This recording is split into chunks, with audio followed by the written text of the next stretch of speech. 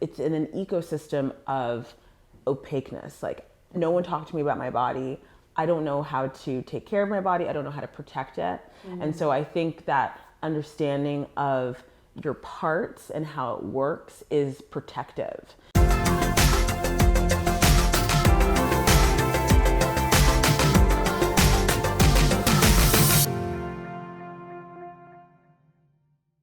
Hey, and welcome back to the Get Loved Up podcast. I'm your host, Koya Webb, and today I am here with Erica Chidi Cohen, and she is the CEO of LOOM, which helps women with everything from sex education to periods to parenthood.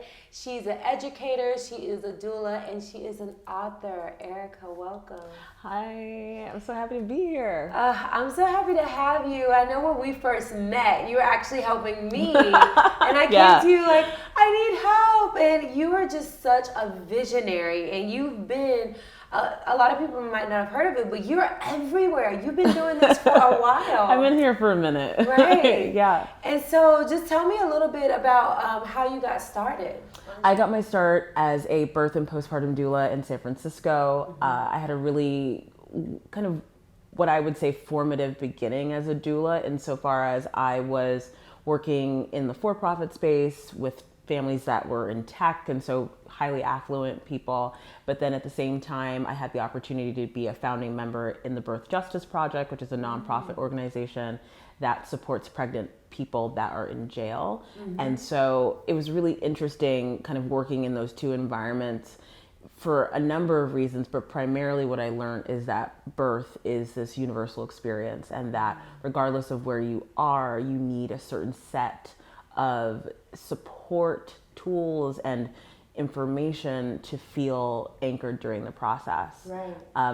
And in terms of just kind of what was interesting too with my doula work is, you know, I come from a number of different backgrounds. I now kind of call all the things that happened in my 20s kind of creative discovery, because I went to culinary school before I went to college, so I had a chefing background, and then I worked in PR for a little while and fashion, and you know, I was able to kind of take all of these different industries and kind of blend them into my career as a doula, and now as a business owner and with LOOM. And so my whole thing has always been, how can we make the discovery of ourselves, having the health education experience, feel like the rest of your life, as opposed to this really kind of archaic, boring, stale, uninteresting experience. Why can't it feel like other experiences that you enjoy? And so I think bringing all of those different, you know, skill sets and industries into like that health education experience has been why I think people are excited about what we're doing at LOOM. That's really beautiful. And how do you feel like, I mean, even working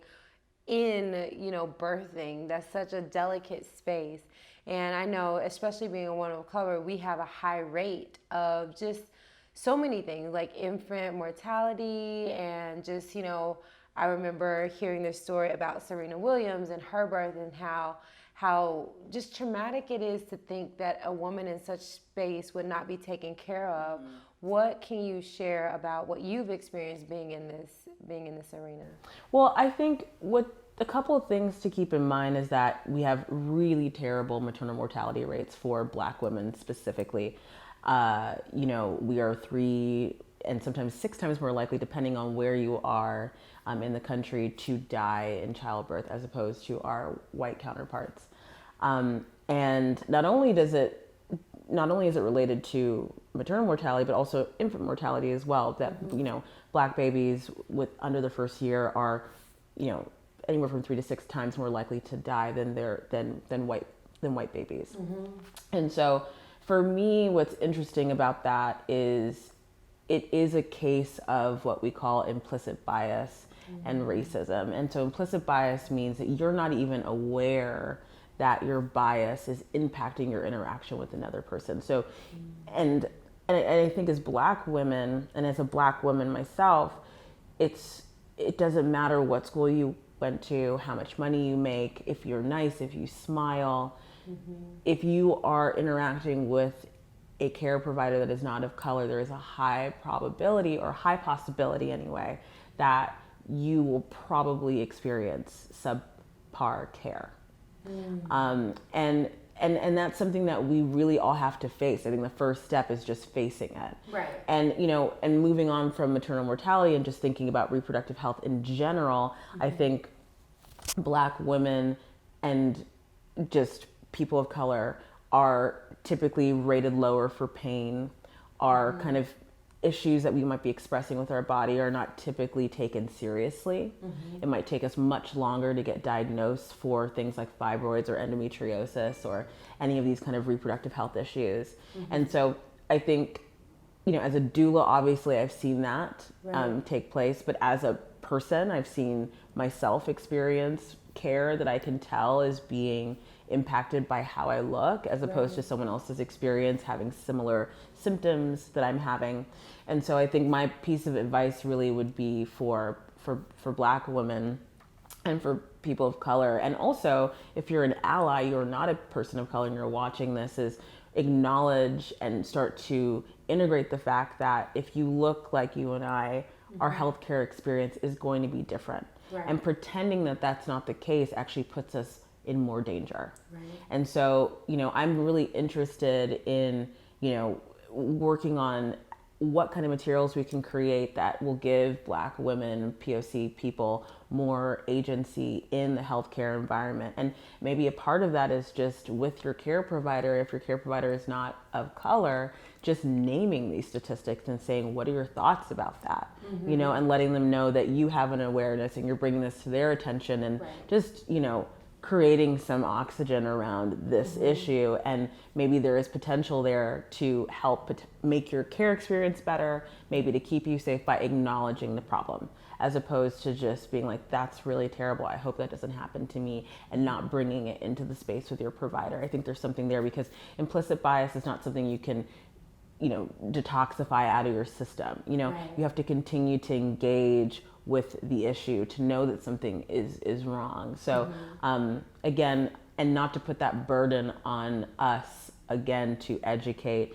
and to do the emotional labor of here are the issues. But I think when you are fighting for your health and for your life, I do feel like it's an opportunity to, put that potentially to the side initially to maybe create a care relationship that's going to be safer for you long term. I think that is such good advice because I think a lot of us we look to the doctors for the answers, and a lot of times, first of all, they don't have the answers, and then second of all, I think prefacing with, this is what I heard, what do you think about that? I think it's such a beautiful way for us to really start the conversation, as you said, and start the healing to where these are the numbers, but let's not make us part of this statistic, right? Yeah. And so what do you feel like is the number one thing that you've been seeing in your line of work? And we can start with young women and on up till, maturity and then maybe even having a child. What do you feel like are some of the things that people don't know that you want to share with the listener? Well, I think as young people, so again, just being conscious of LGBTQIA individuals, however you identify people that have a uterus that is going to go through the, hormonal changes and reproductive shifts that will give them a period. A lot of us don't have a good understanding of how our bodies function. So there's a limited amount of body literacy. And I do think for anyone who has a daughter or a child that has a uterus, you have a responsibility to make sure that they're getting good information, because I think when we explore what's going on now with, Me Too and sexual violence, a lot of that can be, and not directly connected, but it's in an ecosystem of opaqueness. No one talked to me about my body. I don't know how to take care of my body. I don't know how to protect it. And so I think that understanding of your parts and how it works is protective. And so, for anyone who feels like you don't want to talk to your child about their, vagina or their genitals or anything like that because it's going to spur them towards sexual activity or anything like that, I think it's a real disservice because you actually are giving them more autonomy and more protection by letting them know, okay, this is how your body works. Right. And I think, one of the classes I teach at LOOM is a class about periods, and it's for adults. And I always say at the beginning of the class that, the reason why you're all here tonight is to potentially recreate or reimagine your relationship with your period. Because one of the main things that comes through in the class is that most people have a very kind of shameful or traumatic, story or memory around getting their first period. And so I think what's happening now in the zeitgeist is there is this reclamation of the body and the reclamation of our fluids and and just how our bodies are, the experience we're having in our bodies. And I think for, women, female identifying people that, have uteruses, there's this opportunity to kind of re-engage. And so just as you said, like going through to maturity, it's like, don't feel like there's a limit to when you can start to learn about your body and when you can re-engage. You can always turn back and go to the beginning and press reset. There's always that opportunity.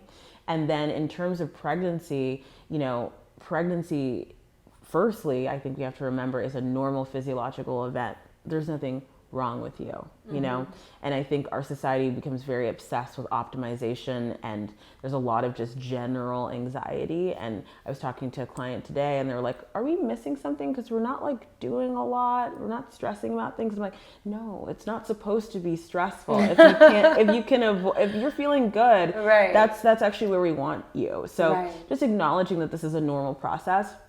I think also for Black women, there's a lot of infertility in our communities as well that's also under discussed, and I think it's really important to be talking about that more. I'm kind of skipping back, even though we just talked about pregnancy, but just creating more conversation around the challenges, I think is key, because through that we can have more community around it. And the same thing with miscarriage.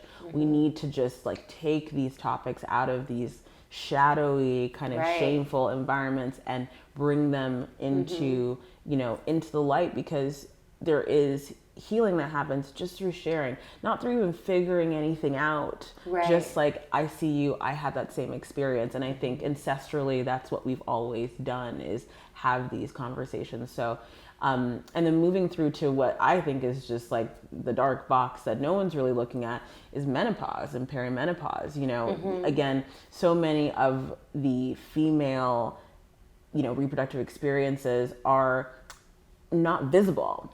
So other than pregnancy, a lot of these things we just kind of carry inside of our bodies. No one can see them. And so there hasn't been this like impetus to create really good support structures to get us through these things, because you can't see that they're happening. And so, as so many women are like, moving into higher,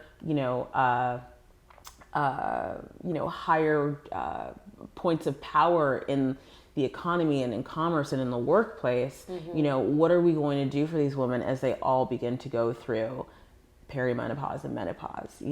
Do we just continue this old tired narrative of, oh, she's got hot flashes and she's crazy and she's da da da, or do we start to say, like, what else can we do? Whether it's like, food, movement, like how can we better anchor women through these different very pivotal phases? Because I think to be in the world that we're in now, we've had to take on a lot of male energy, for lack of a better word, and not trying to be gender, but just how we understand the identity of maleness, which means work, which means emotionless, which means not checked into your body.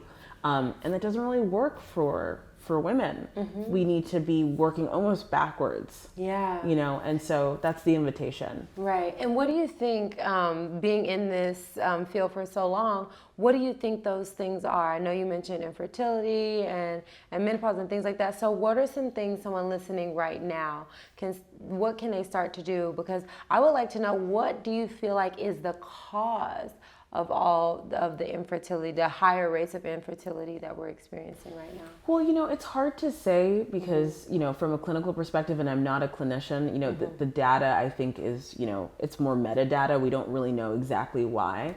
But what I would like to say in terms of things that someone could do right now, like, if you're a woman, especially if you're a Black woman, managing stress is so key. You know, when our bodies are in this like continuous cortisolic state, it's very hard for reproductive hormones to thrive anyway, because your body's just trying to get through. I think another thing that could be really helpful is to start to learn and understand your menstrual cycle.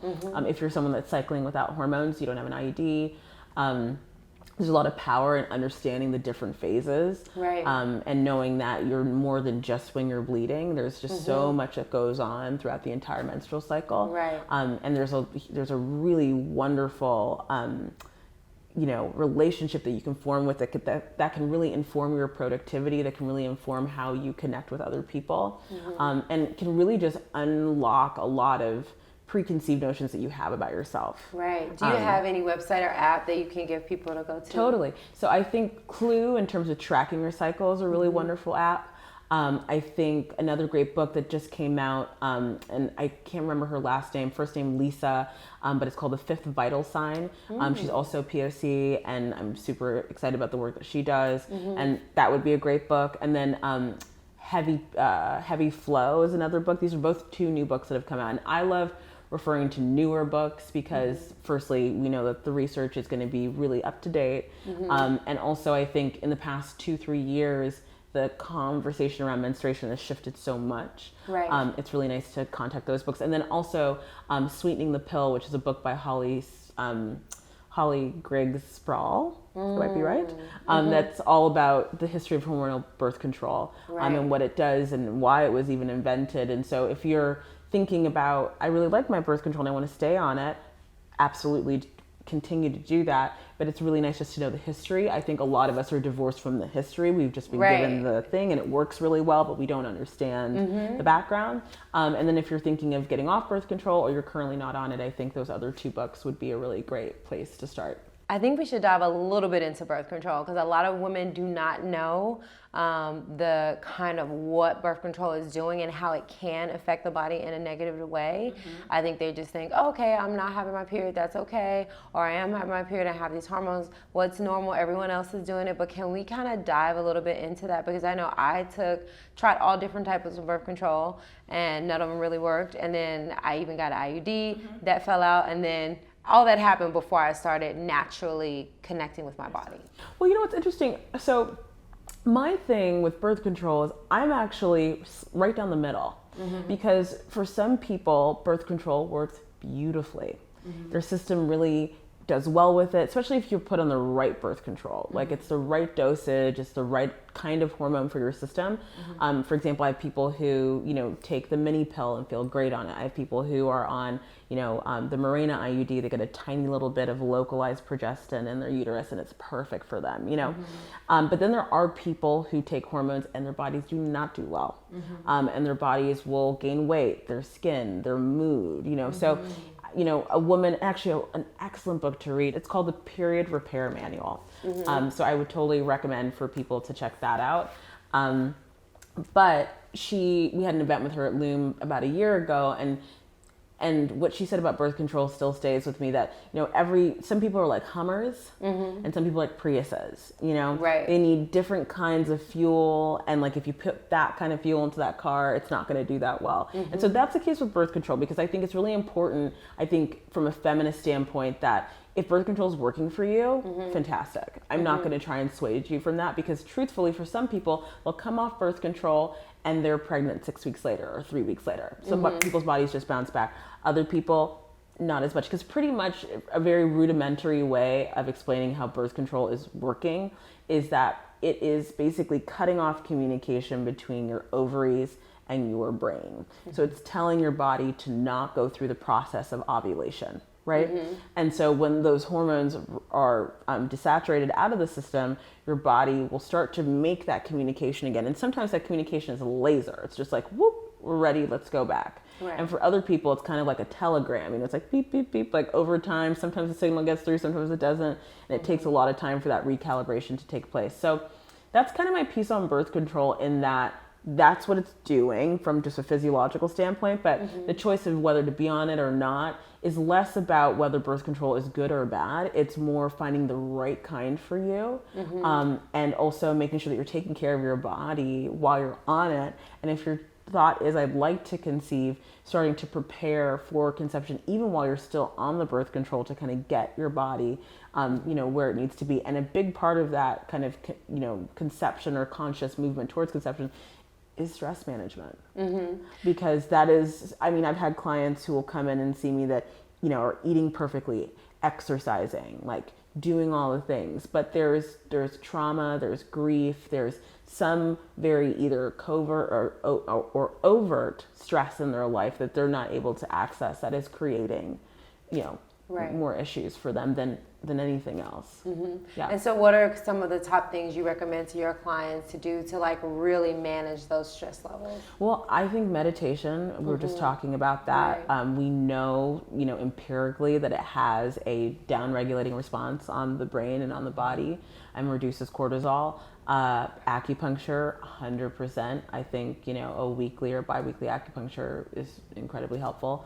Good sleep hygiene, really making sure that you're having good sound sleep, and really figuring out like what your sleep hygiene looks like. Like, do you need a weighted blanket? Do you need a heating pad? Do you need better sheets? Like, these are all things that are going to help, make your sleep, feel better. Right. And I think also, making sure that you're getting the right supplementation, that you're getting, a good amount of folate or methylated folate is really important, if you're thinking about conceiving, because it helps to reduce neural tube defects in the single-digit weeks of gestation. Most people don't realize you need to take a prenatal way before you conceive. Right. How long do you think, or would you suggest? At least 3 months. 3 months, okay.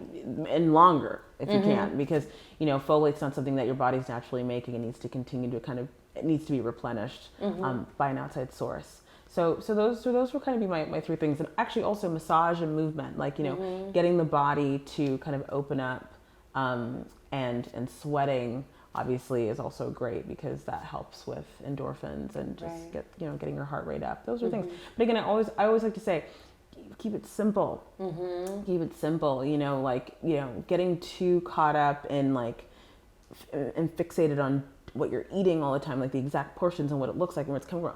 All of that is just more stress. And so for me, it's more about, you should try and adopt a lifestyle that is just continuous. Right. There's not this constant, augmentation. It's like there's some simplicity to it, because that rhythm is really what helps bring your body into that more easy cadence, as opposed to being like, oh, I gotta, because we're all wired like that right now. And Absolutely. So kind of pushing away from that. Absolutely. And did you always have this rhythm yourself, or like, how did you kind of get into this lifestyle over a decade ago? I think, well, honestly, I'm first generation Nigerian American. My mom was very into like holistic practices from like a young age. And my mom's a nurse and my dad's a doctor. So we just grew up in a home where my mom would be like, you're sick, I'm going to like make this like, it's like apple fermented elixir thing for you to have. And my mom always was very much about like touch, in terms of like,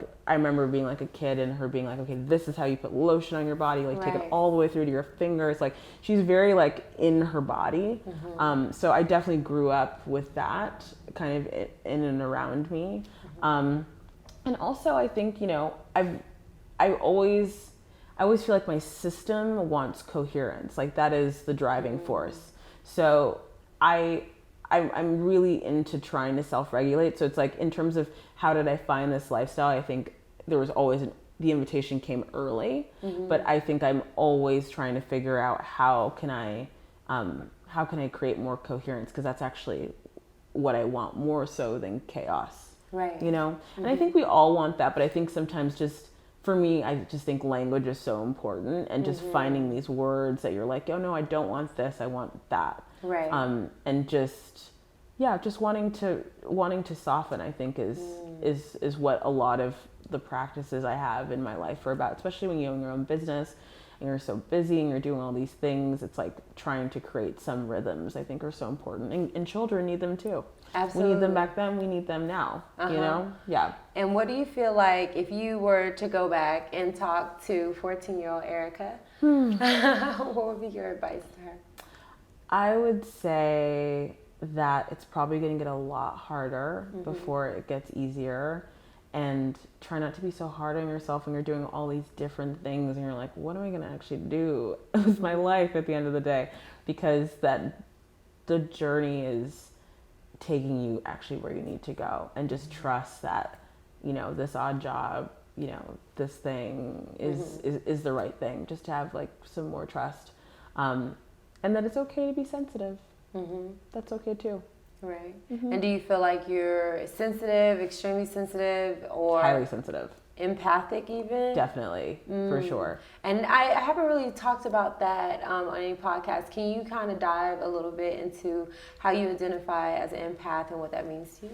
Well, I think for me, it's just, I really feel the room, you know, even when I'm not using my entire brain, I can just pick up on what's happening. And sometimes it's not going to be exact, you know, words. I'm not seeing anything, but I can definitely feel the vibration of whoever I'm with. Like, is it more low vibration? Is it more mid? Like, what is this person, you know, going to necessarily need? Is something I'm able to kind of pick up on. And I think that's why the doula work has always come so easily, because it is a lot of feeling the room, anticipating the need. And, you know, it can be a lot to feel all of that, which is why I need a lot of downtime by myself. Right. But I can kind of recharge. But it's something that I think as I'm getting older, I'm starting to enjoy more and more, just listening to my intuition and listening to my body speak. I think I have a lot of bodily sensations, whether it's like my stomach or my throat or my jaw. These are things that will be kind of dead giveaways to me when I'm in certain environments, whether or not I feel safe or unsafe, or, you know, so it's a lot of just listening to what my body's kind of saying, and just being like, oh, I feel what's going on here, you know. And it's not necessarily psychic. I'm not like looking at a crystal ball being like, I can see, but you can just feel, you know. Yeah. And has that come up like in relationships that you have, either with your family or a significant other, to where you're feeling things? And I know I'm also empathic and highly sensitive, and sometimes it's hard to differentiate between my brain and my intuition and all the things. Totally. So how do you process that, and has it come up for you in relationships? Yeah, I feel like it's a, you know, it's a learning process. You know, I even think now, like even this week, I'm unpacking and realizing new things about myself. But I think there is, in terms of the relationship, it's so important to, you know, uncouple a little bit in terms of, okay, what's yours and what's mine, you know, and find interdependency as opposed to codependency. Right. So that's something I'm always kind of navigating in every relationship, platonic or non-platonic. But in terms of, you know, myself, I do feel like there's a lot of power in the sensitivity if you can acknowledge it and not have to always be in this headspace of, and especially I think how Black women are seen as being like super resilient and very strong and getting it all done. I think there's a lot of power in the vulnerability of being like, no, I have a lot of things, but I have a sensitivity. Like I do break down, I do cry, I do have this softer side of me, and I'd love for more Black women in positions of like visibility and power to express that more, because I think we do need a soft place to land. You know, we do need like, you know, time, energy, attention, you know, because we're always pouring out the tea, and it's like, it's really nice to make it known that you would like tea too. Right. You know what I mean? Yeah, absolutely. That's a beautiful way to put it. Yeah. I like some tea too. I like some tea too, thank you. I like some tea too. So what do you feel, based on kind of like what you've learned up to date, like when it comes to relationships, because I know like you definitely are like really pushing for people to understand, like, you know, the difference between like what you're comfortable in a relationship and what you're not, and your own journey in relationships and learning, like dealing with your sexuality and how you express with other people. Can you talk a little bit about that? Yeah, I mean, I've been with my partner, I've been married for about 5 years, been with my partner for almost 10 years. And, you know, I am a cisgendered person, but I identify as queer. So, you know, I've had a lot of different kinds of relationships with different people throughout my life. I think, you know, just to your question, you know, I think it's important to state who you are and in the relationship, but also be comfortable with that changing, and just make sure that, you know, you're being met. You know, I think it could be very common for, especially for female identifying people, to do a lot of the emotional labor in the relationship, and I think that always should be shared. You know, and I think from a sexual standpoint and just from a reproductive standpoint, the same thing. Like, women usually are the ones bearing the, you know, reproductive responsibility or the family planning responsibility. Like, I'm on birth control, I'm tracking my cycle, all of that. When I think that the partners also should be as involved, whether it's like they know your cycle too, or they understand, you know, whatever it is that you're taking, how it's impacting you, or, you know, as a friend of mine recently had their partner have a vasectomy. It's like there just needs to be more equity in terms of that.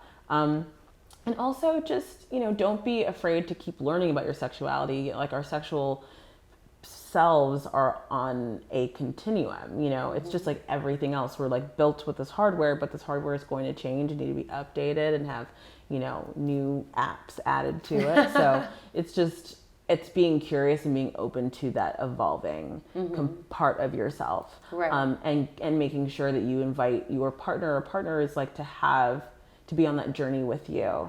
And that, you know, your sexuality and the sex that you have doesn't have to be static. It can change.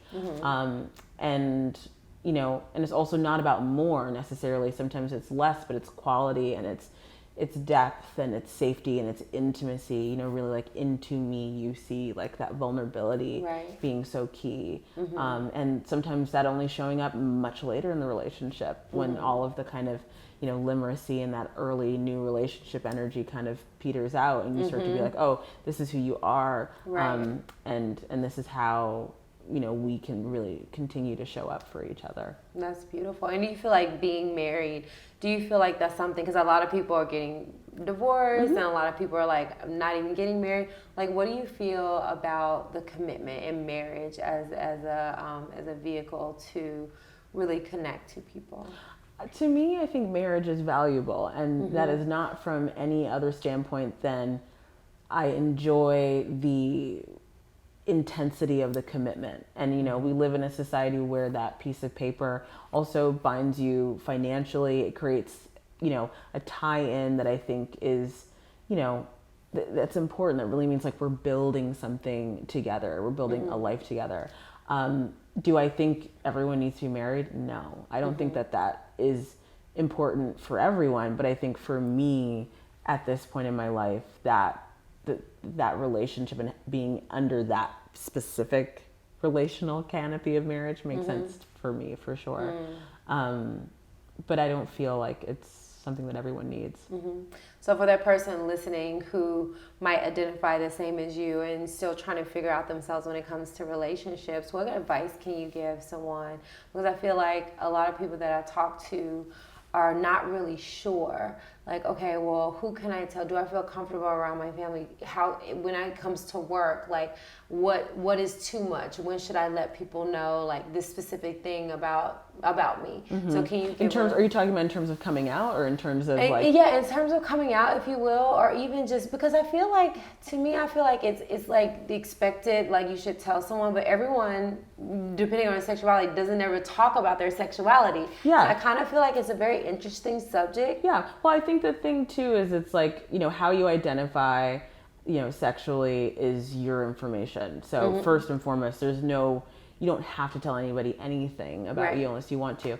But I think the truth about coming out or having that experience is you're going to have to keep doing it again and again and again. And I think that's probably less discussed, is that especially if you look like what our society would deem as a hetero, very feminine looking woman, you're going to potentially have to continue to tell your story that actually I'm, you know, not just interested in men, I'm also interested in women, or, you know, trans people, or whatever it looks like.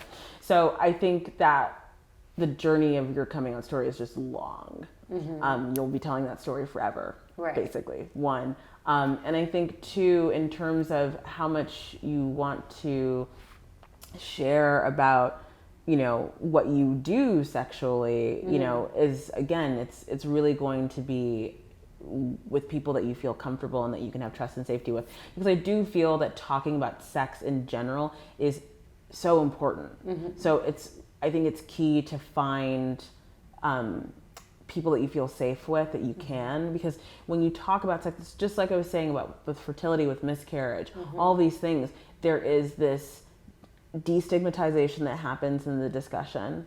You can kind of get in and like not compare, but just evaluate and see like, oh, maybe this is not that abnormal, that I like this thing, that I feel, especially I think for people that come from very religious homes that might be, you know, stretching out now and having their own, you know, existence and have a lot of like shame maybe around certain things, you know, having healthy conversations about sex can really help repair that. And then to your question about relationships, in terms of someone who's like trying to figure out, like, you know, finding a partner, or like, or dating, or whatever the case may be, I think my best advice, because I have so many friends who are still going through that process, is just know that, you know, even if things aren't working out and you're like dating and you're like, oh, this is terrible, I'm really not having a good time, I think you have to remember that you're going through all of this to get to the right thing.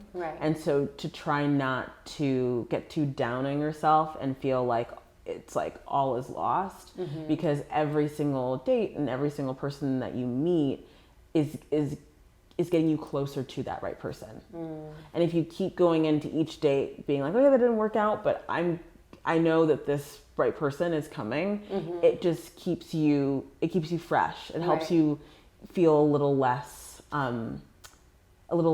like you're going through, like you're on the hamster wheel. Because you're learning along the way more about yourself. Exactly. Yeah. And so last question I ask every podcast is like, how do you get loved up? I take a bath. I love baths. I'll read in the bath. I'll put my magnesium salts in. I actually have a big rose quartz crystal in my bath that lives in the bath. So like that's such a good idea. Yes, honey. Rose quartz in the bath. Yes. It's happening. It's happening. It's so nice. It just lives in there. And it's so nice, like you get it, you can put your foot on it and you ground, and then you can just get in there and it's just in there and it's just like put through the water. So I put rose quartz in my bath, and I like to take baths, and I try and take a bath at least 3 times a week, more if I can. That's beautiful. Yeah. And then, so get loved up is love yourself, love others, and love the world. And so how do you love others? I mean, I love others through, you know, through the work that I do, and through encouraging people to dive deeper into their bodies and to give themselves the opportunity to love their own bodies. Absolutely. You know, I think that's a big part of it. And also just, you know, the work I've done as a doula, just being there supporting pregnant people through that experience, definitely is like my love letter for sure. Yeah. You're such a gift to the world. Thank you. Thank you so much. So at the end, we throw some love out at the people watching. We make a little heart like this and toss it out.